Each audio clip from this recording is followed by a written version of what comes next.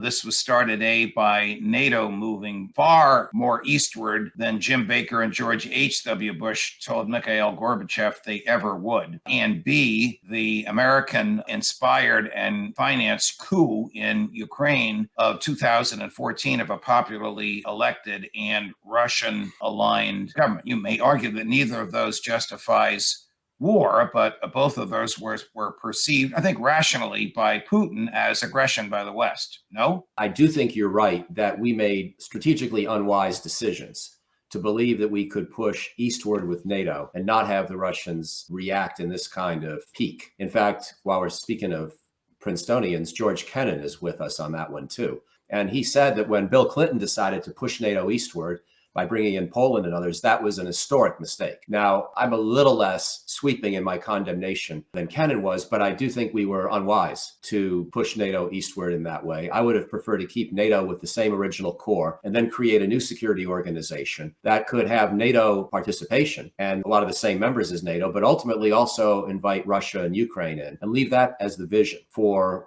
as opposed to just this partnership for peace and the other kinds of diplomatic engagements we had with Moscow in those early years. I don't think they were enough. And I think you're right that even though NATO was never militarily threatening to Russia, it was psychologically threatening. It was psychologically offensive, and not just to Putin, but to many Russians.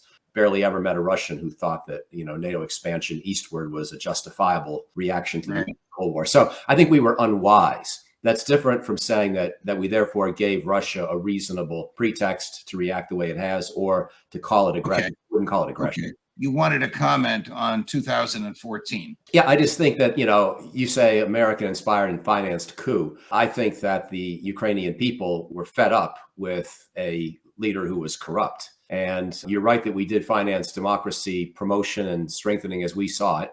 And Putin was bound to see it differently than we saw it. But I don't think that revolution, the Maidan revolution, was really fundamentally a U.S.-led effort. I think it was fundamentally the Ukrainian people trying to get rid of a rotten leader.